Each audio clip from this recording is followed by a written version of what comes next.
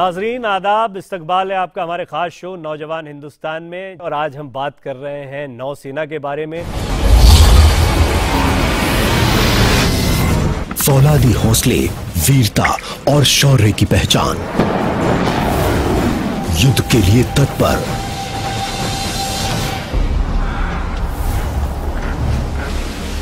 दुश्मन को मुंहतोड़ जवाब देने के लिए हरदम तैयार। जब मिले फौलाद और फौलादी हौसले तो बनी एक घातक नौसेना। लोहे के जहाज, लोहे से बुलंद इरादे, हर पल प्रबल भी प्रेरित भी, हरदम आगे, सर्वत्र सचेत, शक्तिशाली। एक नौसेना जो है लक्ष्य प्रतिबद्ध और युद्ध तत्पर।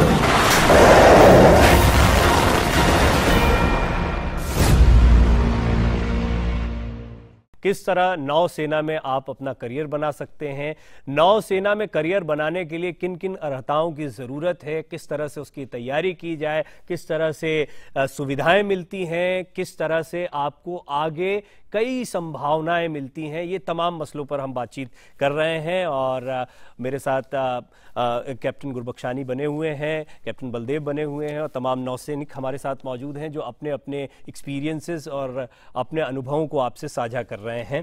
कैप्टन गुरबख्शानी, एक बहुत महत्वपूर्ण बात ये होती है कि यूं भी जिन्हें नौसैनिक बनना होता है वो इसके लिए तैयारियां करते हैं या शुरुआत से अपने जहन में वो ज़्यादा अलर्ट रहते हैं इन चीज़ों को लेकर। नौसेना अपनी तरफ से क्या प्रयास करती है कि स्टूडेंट्स या युवा मोटिवेट हों नौसेना से जुड़ने के लिए?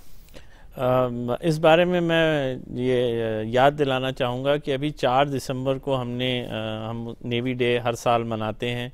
ये 1971 वॉर में भारतीय नौसेना ने कराची हार्बर पे अटैक किया था, तो उसकी एनिवर्सरी को नेवी डे मनाया जाता है। तो इस दौरान हम इसको पूरा एक नेवी वीक के तहत जहाँ भी हमारे चारों कमांड्स हैं, Bombay, Visakhapatnam, Cochin and port Blair, हम सब जगह जो है अपने सारे जहाज़ों पे लोगों को इनकरेज करते हैं कि वो आके विज़िट करें। हम लोग रिमोट एरियाज़ में मेडिकल कैंप्स लगाते हैं। इस दौरान हम पब्लिसिटी भी करते हैं through all forms of media, चाहे टेलीविज़न हो चाहे प्रिंट हो। हमारे chief of naval staff press conference करते हैं जिसमें वो जर्नलिस्ट के सवालों का जवाब देते हैं। इसके अलावा हम ऑल द ईयर राउंड भी इसकी पूरी कोशिश करते हैं। हमारे सीनियर ऑफिसर्स जो स्कूल्स हैं, कॉलेजेस हैं, उनमें जाके विज़िट करते हैं और स्टूडेंट से बात करते हैं और उनके जहन में जो सवाल हैं उनका जवाब देते हैं। So it is a all round year activity. It is important for the youth of our country to have correct and appropriate knowledge on the subject, and we make all efforts as a system to provide them that knowledge in a area of their comfort. मैं उम्मीद करता हूं कि नौजवान हिंदुस्तान का ये episode भी इस जो ये प्रयास है इसमें काफ़ी मददगार साबित होगा। लेकिन मैं चाहूँगा कैप्टन बलदेव आप भी इसमें अपनी टिप्पणी ज़रूर रखें कि जो एस्पिरेंट्स हैं उनको मोटिवेट कैसे किया जाए, उन्हें किन बातों का ध्यान रखना चाहिए, या वो नौसेना के बारे में अगर सोच रहे हैं तो किन चीज़ों को अपने जहन में रखें और आगे बढ़ें। क्योंकि 12वीं कर रहे हैं या उसके बाद में निकल रहे हैं तो बच्चे की समझ जो है वो बहुत सारे भटकाव के साथ में आती है। कैसे one should be very clear about their गोल कि मुझे जाना ही है नौसेना में, तो इसके लिए ये तैयारियां करनी। अगर वो नौसेना में आने के इच्छुक हैं तो सबसे पहले जब वो 10th पास करते हैं उसके बाद ना साइंस लेनी है। फिजिक्स और मैथ्स जैसा मैंने पहले भी कहा वो ज़रूरी है, और फिजिक्स, केमिस्ट्री, बायोलॉजी और मैथमेटिक्स, कंप्यूटर साइंस, इनमें से एक सब्जेक्ट उनको लेना है। बाकी उनको फिजिकली फिट रहना है, फिजिकल फिटनेस ज़रूरी है। और जैसे ही उनकी उम्र जैसे 17 से 21 साल के दौरान इस उम्र के बच्चे जो हैं वो अप्लाई कर सकते हैं। अगर उनका प्रोफाइल बना हुआ है, उन लोगों ने +2 किया हुआ है, तो उन्हें नोटिफिकेशन आएगा। वो एग्जाम क्लियर अगर एग्जाम में सबसे बैठते पहले हैं, तो आप अब टेक सेवी हैं तो अपना प्रोफाइल पहले वहां जाकर वेबसाइट पर जाकर सबसे जरूरी बात यह है कि उनका प्रोफाइल जो है वो हमारी वेबसाइट पे होना चाहिए, ओके, ताकि जब भी कोई एंट्री नेवी की निकलेगी तो उनको नोटिफिकेशन जाएगा और फिर वो उसके लिए अप्लाई कर सकते हैं। जैसे एग्जाम क्लियर कर लेंगे उसके बाद फिजिकल फिटनेस टेस्ट और मेडिकल टेस्ट उनको क्लियर करना है। हमारे साथ राजकुमार त्रिपाठी जी भी मौजूद हैं। त्रिपाठी जी, मैं चाहूंगा कि एक बड़ा इंपॉर्टेंट पॉइंट होता है कि हमने विशिष्ट सेवाओं की भी बात की, हमने बहुत सारी चीज़ों की बात की, और अभी कई एस्पिरेंट्स ये सोच रहे होंगे कि हाँ देखिए, नौसेना में आने के बाद इतनी सुविधाएं मिलती हैं, करियर इतना अच्छा होता है, इतने ऑप्शंस होते हैं, लेकिन सबसे महत्वपूर्ण है देशभक्ति, देश के प्रति जज्बा। क्या ये की फैक्टर होता है और देश के प्रति ये जज्बा है कि मैं सेना में जाकर देश की सुरक्षा करूं, ये कैसे आइडेंटिफाई करे एक युवा? इस पर मैं चाहूंगा कि आप कुछ अपनी बात रखें। जी जरूर। जब हमारे देश का कोई भी नागरिक अपने जीविकोपार्जन के लिए अपने घर से बाहर निकलता है जी, उसे हासिल करता है, अपने जातीय जिंदगी को में समृद्धि को हासिल करता है, तो अंततः वो हमारे देश की समृद्धि को ही हासिल करवा रहा है। तो देश सेवा का, देश प्रेम का जज्बा तो हर इंसान के अंदर है, लेकिन जो एक नौसैनिक होने के लिए जो देश का जज्बा जरूरी है, वो बताने के लिए मैं कुछ 4 लाइनों का सहारा लेता हूं। जी। जीवन पुष्प चढ़ा चरणों में, मांग रहे हम तुझसे वर। जीवन पुष्प चढ़ा चरणों में, मांग रहे हम तुझसे वर। तेरा वैभव अमर रहे हे राष्ट्र, हम दिन 4 रहे न रहे। क्या बात है। तो जी, जो देशभक्ति का जज्बा है वो तो हमारे मिट्टी में, उसमें जन्मे हर इंसान के अंदर है, हर बच्चे के अंदर है, लेकिन एक नौसैनिक होने के लिए उतने जज्बे से काम नहीं चलने वाला है। कुछ और विशिष्ट जज्बे की आवश्यकता है। अगर मैं इसे नौसेना के संदर्भ में बोलूं तो समुद्र में हर दिन असंख्य नौकाएं और जलपोत उतरते हैं,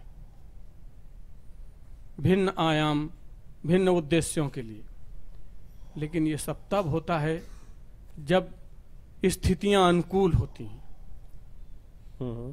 जब प्रतिकूल विपरीत परिस्थितियां समुद्र में जन्म लेती हैं, जहां पे एक साधारण इंसान, उस देशभक्ति के जज्बे वाला इंसान आक्रांत हो जाता है, विचलित हो जाता है जी, वहां हम मजबूती के साथ न केवल खड़े होते हैं, न केवल उसे सुरक्षित उसके स्थान तक पहुंचाते हैं, बल्कि एक उदाहरण पेश करते हैं कि अगर जरूरत पड़ी तो उस उद्देश्य की पूर्ति के लिए हम अपने प्राण भी न्यौछावर करेंगे। इस जज्बे की आवश्यकता है, क्योंकि जनाब भारतीय नौसेना सुबह 9 से 5 की नौकरी नहीं है।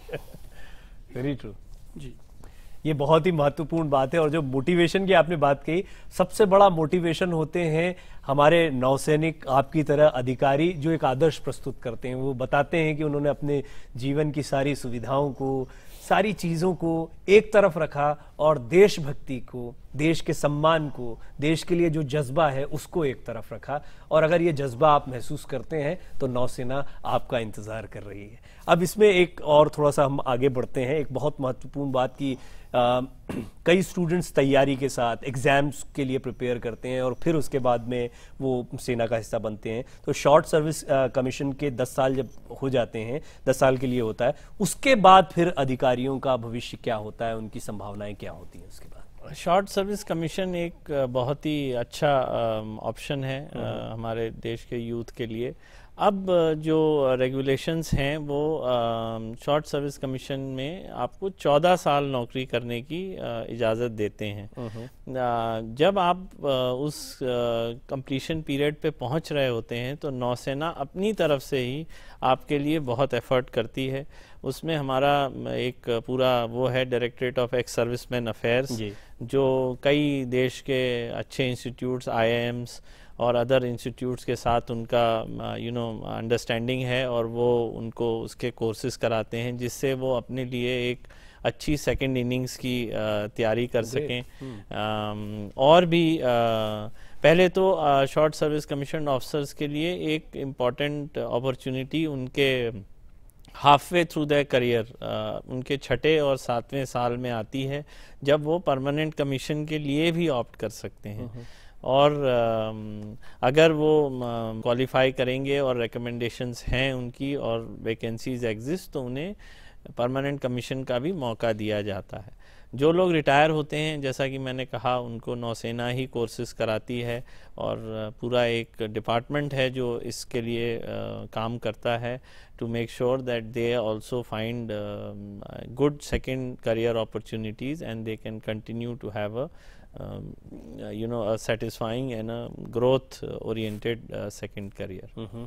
अब मैं एकदम से इसको थोड़ा सा बेसिक लेवल पर लाता हूँ। एक तो हमने सीधे बात की कि ऑफिसर्स एसएससी की तैयारी, एक वो होता है जब स्कूल में था तो पहला एक्सपोजर ये था कि जब हम एनसीसी की ड्रेस पहनते थे तो हमें लगता था कि हम आधे फौजी हो गए हैं और आगे अब हमारे लिए संभावना हो गया। मैं देखता था कि सब बात करते थे आपस में कि एनसीसी बहुत अच्छे से कर लो तो सेना में आपके चांसेस बढ़ जाते हैं। सो ये एनसीसी कैडेट होने का कितना फायदा मिलता है और क्या मौके उनके लिए नौसेना में होते हैं? जी, तो एनसीसी एक यंग स्टूडेंट जो स्कूल और कॉलेज में हैं उनके लिए बहुत ही अच्छा एक ऑप्शन है।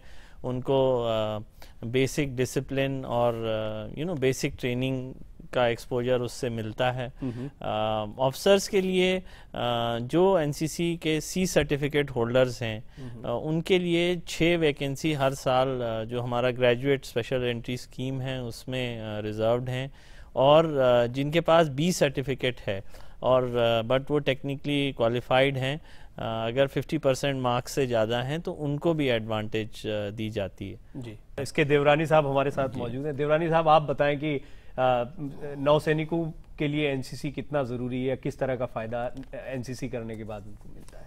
नौसैनिकों की भर्ती के बारे में मैं बताना चाहूँगा कि नौसैनिक भर्ती में एनसीसी कैडेट को एक बेहतरीन अपॉर्चुनिटी मिलती है जिसमें कि नौसैनिक भर्ती की परीक्षा पास करने के बाद जब चयन प्रक्रिया होती है और उसमें मेरिट लिस्ट तैयार की जाती है तो एनसीसी जो कैडेट्स हैं उनको ए, बी और सी कैटेगरी के जो सर्टिफिकेट्स होते हैं उनके कुछ अंक होते हैं जिसमें सी सर्टिफिकेट को 6 अंक, उसके बाद बी को 4 अंक और ए को 2 अंक मिलते हैं। तो जब चयन प्रक्रिया होती है तो उनमें इन्हीं मार्क्सों इन्हीं अंकों के आधार पर इनको वरीयता मिलती है और जो कि एक बहुत ही बेहतरीन अपॉर्चुनिटी है। एक बड़ा ये महत्वपूर्ण बात है कि हम इनोवेशंस की बात करते हैं, आजकल हम इनोवेट इंडिया की बात करते हैं, तो किस तरह का आधुनिकीकरण आप सेना में देख रहे हैं या किस तरह का बदलाव आप सेना में देख रहे हैं? भगत सिंह जी, आपसे मैं ये जानना चाहूँगा। कहते हैं कि बदलाव प्रकृति का नियम है, तो समय के साथ बदलना बहुत ज़रूरी है और आधुनिकीकरण सेना में लगातार और निरंतर चलता रहता है। फिलहाल हाल ही में नौसेना में सम्मिलित destroyers INS Kochi, INS Kolkata and INS Chennai जो कि आधुनिक मिसाइलों और हथियारों से लैस हैं। आईएनएस कलवरी और आईएनएस खंडेरी जो कि दुश्मन को समुद्र की तह तक ढूंढकर मारने में सक्षम है। दुनिया की किसी भी फौज के हिसाब से हम आगे चल रहे हैं या हमारे पास आधुनिक उपकरण मौजूद है? मैं इसमें ये कहना चाहूँगा कि ये एक कंटिन्यूअस प्रोसेस है और गवर्नमेंट ऑफ इंडिया की ये प्रायोरिटी रहती है कि our armed forces are fully prepared and so the technology upgradation is a continuous process. इन्होंने जैसा बताया उसमें मैं ये ऐड करना चाहूँगा कि other than new destroyers and submarines, we have also inducted new maritime reconnaissance P-8I aircraft so that the Indian Navy is prepared in all 3 dimensions of warfare at the cutting edge.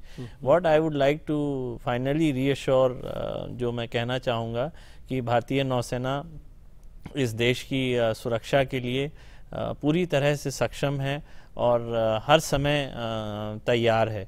इसका भरोसा इस देश के हर नागरिक को होना चाहिए और इस प्रोग्राम की इस अपॉर्चुनिटी के थ्रू मैं ये कन्वे करना चाहूँगा।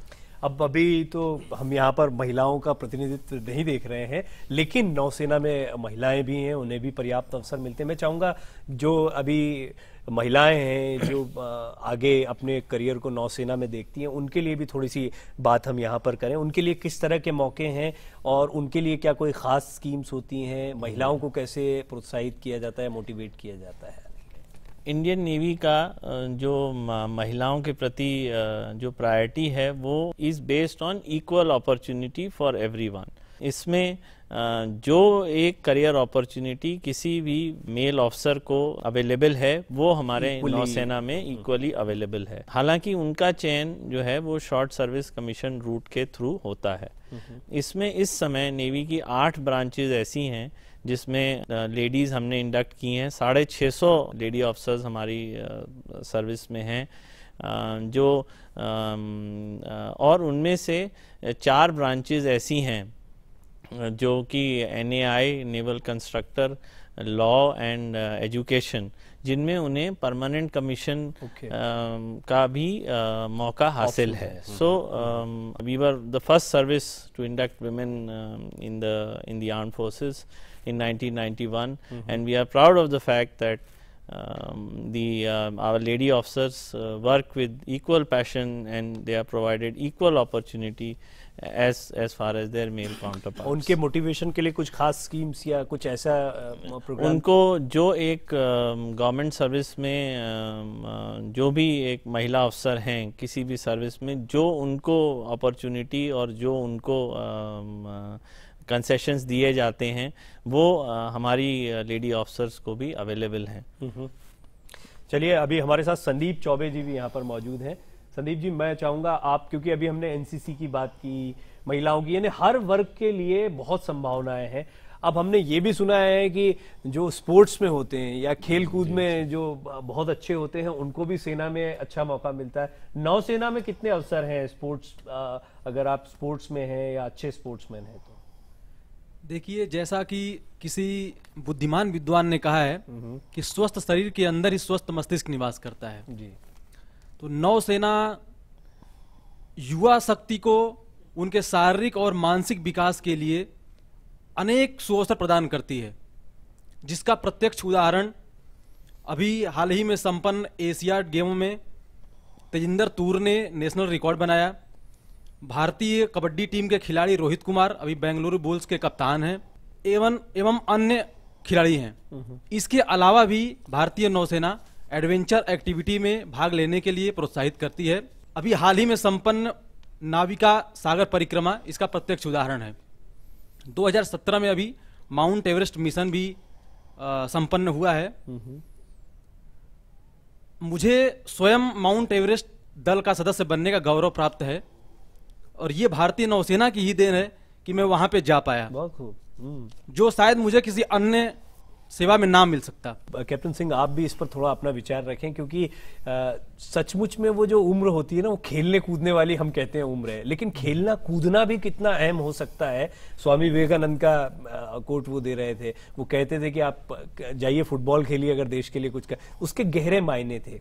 आप खेल कूद को कितना इम्पोर्टेंट मानते हैं अगर सेना के लिए कोई के सपने देख रहा है या अपने आप को तैयार कर रहा है? खेल कूद से पहली बात तो ये है कि कोई भी आदमी शारीरिक रूप से स्वस्थ हो जाता है, और दूसरा जो खेल कूद से एक टीम स्पिरिट आती है, जो पूरी टीम को आप एक साथ लेके चलने का आप में वो जज्बा जो आता है, वो सेना के लिए बिल्कुल स्टिक बैठता है। जब आप सेना में हो तो आपको अपनी टीम को साथ लेके चलना है। तो अगर आप खेलकूद में भाग लिया हुआ है आपने और आप में टीम स्पिरिट है तो आप अपनी टीम को अच्छे से लीड कर सकते हो। ये बहुत ज़रूरी है। और खेल कूद से जो टीम स्पिरिट की जो एक फीलिंग आती है, उसमें ये भी भावना रहती है कि आपका जो लास्ट मैन है आपको उसको भी साथ लेके चलना है, जो कि फौज में बहुत ज़रूरी है। एक बहुत ही अहम प्रश्न जो हम सबके जहन में होता है। मैं इस चीज़ को स्वीकार करता हूँ, मैंने भी कोशिश की थी लेकिन मेरा सिलेक्शन नहीं हुआ। हम सब युवा देश की सेना का हिस्सा बनना चाहते हैं। अगर अच्छे से मेहनत करें तो हम बन सकते हैं, क्योंकि हमें पता है सैनिकों का एक सम्मान होता है, वो खुद हमारा सम्मान होते हैं, हमारे देश की पहचान होते हैं। तो मेरे साथ में अभी जितने यहाँ पर नौसैनिक आए हैं उनमें से दीपक कुमार जी और ललन कुमार जी बचे हुए हैं। तो दीपक जी, पहले मैं आपसे जानना चाहूँगा कि कैसे आपको जहाज़ की नौकरी ने आकर्षित किया, क्या चीज़ें होती हैं जो अट्रैक्ट करती हैं जिसकी वजह से आप नौसेना में आते हैं, जहाज़ पर जाना चाहते हैं? जहाँ तक आकर्षण का सवाल है, नौसेना में भर्ती होना, नौसेना में सेवा करना ही अपने आप में एक आकर्षण का केंद्र होता है, क्योंकि इसके इतने बड़े आयाम हैं कि हम अपने आप को गौरवान्वित महसूस करते हैं। जैसा कि आपका सवाल है कि जो जहाज़ों पे नौकरी करना, तो मैं जहाज़ के परिप्रेक्ष्य में अपना बात कहना चाहता हूँ कि जहाज़ में होता क्या है कि एक छोटा जहाज़ या बड़ा जहाज़, उसमें एक कमानाधिकारी से लेकर के एक कनिष्ठ नौसैनिक सब एक साथ मिल करके रहते हैं। हमारे एक अंग्रेजी में बहुत नेवी के लिए एक प्रचलित कहावत है कि navy we sail together we sing together. तो इसमें हमको ये टीम स्पिरिट सिखाती है कि हम कैसे अपने पूरे सेना को एक साथ लेकर के आगे बढ़ें, और जो भी नौसेना विभिन्न जो युद्धाभ्यास होते हैं या अन्य मिशंस होते हैं उनको सक्सेसफुली कंडक्ट करती है, और उसमें अपना अपना सभी लोग अपना अपना योगदान भली भांति देते हैं। ललन जी, आप क्या कहना चाहेंगे इस पर? नौसेना हमें ऐसा एक सुअवसर देता है जिसमें हम दुनिया के अनेक देशों के नौसेना के साथ हमें एक युद्धाभ्यास करने का मौका मिलता है, जिसमें हम एक आपस में एक दूसरे के साथ कम्युनिकेशंस, तकनीकी का आदान प्रदान करते हैं, जो कि हमारे एक ग्लोबलाइजेशन की दुनिया में हमें एक सक्षम बनाती है। साथ ही साथ नौसेना का एक सबसे अच्छा ऑपरेशन है HADR, जो ह्यूमन असिस्टेंस डिजास्टर रिलीफ के नाम से जाना जाता है, जिसमें नौसेना, जैसे आपने हाल ही में सुना होगा ऑपरेशन मदद, जो कि हमारे नौसैनिक ने केरल में जो आपदा आई थी, उस आपदा के दौरान कम से कम 16,000 से ज़्यादा लोगों को उस आपत्तिजनक स्थिति से उठा के एक सुरक्षित जगह पे रखा। इस तरह के हमें अपने देश में ही नहीं, जो हमारे विदेश में जो अपने प्रवासी हैं, हिंदुस्तान के लोग जो रहते हैं, जैसा कि यह 2005 में एक यमन में ऑपरेशन सुकून चला था, जिसमें वहाँ पे जो वहाँ के देशों में अराजकता जो फैल गई थी, तो नौसेना वहाँ के जो अपने जो हिंदुस्तान के जो लोग थे उनको असुरक्षित जगह से सुरक्षित जगह पर ले जाने का उनको मौका मिला था। इस प्रकार के कार्यक्रम में जब हम नौसैनिक भाग लेते हैं तो यह हमें एक गौरवान्वित एंड फख्र महसूस कराती है कि हम किस प्रकार की देश सेवा कर रहे हैं, और एक गौरव फील, प्राइड मूवमेंट होता है हमारे नौसैनिक के लिए। हम किसी की छोटी सी मदद करते हैं, आप सामान्य जीवन में देखेंगे, सामाजिक जीवन में देखेंगे, हम किसी की मदद करते हैं तो मन में एक भाव आता है, अहंकार भी बोलते हैं उसको कई बार, लेकिन ये हमारा प्राउड है जब हम बहुत बड़ी तादाद में लोगों की मदद कर रहे हैं, जो आपत्ति में, विपत्ति में फंसे हुए हैं, ऐसे लोगों की मदद कर रहे हैं, और नौसेना ऐसा ही काम करती है। अब मैं चाहूंगा फाइनली आपके कमेंट्स, जैसा कि अभी हम बात कर रहे थे, या कार्यक्रम का एक मकसद मैंने रखा कि उम्मीद करते हैं कि जो हम युवाओं को मोटिवेट करना चाह रहे हैं उसमें कहीं ना कहीं नौजवान हिंदुस्तान की ये जो कोशिश है ये भी कारगर होगी। ये एक मंच है, मैं चाहूंगा अभी एस्पिरेंट्स क्यों नौसेना में शामिल हों, इस पर आप अपनी बात रखें और कैप्टन बलदेव भी रखें। पहले आप सर। मैं आखिर में 2-3 बातें बस संक्षेप में कहना चाहूँगा। पहली चीज़ ये कि we are proud to serve in the Indian navy, and we are proud of our country, and we work 365 days with that passion and with that commitment. इस प्रोग्राम के माध्यम से मैं आपका धन्यवाद भी करना चाहूँगा कि आपने हम सबको यहाँ बुलाया और इस अपनी बात कहने का एक अच्छा मौका इस मंच से दिया।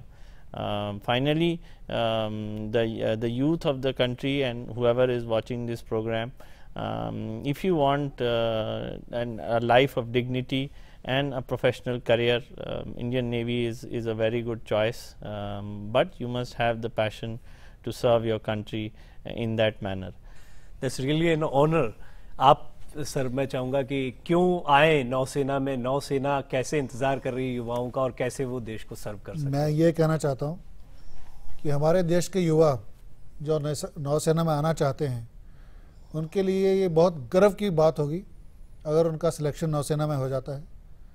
नौसेना की नौकरी जो है वो उनको एक नया आयाम देती है जीवन में, जीवन जीने का एक नया तरीका उनको प्राप्त होता है।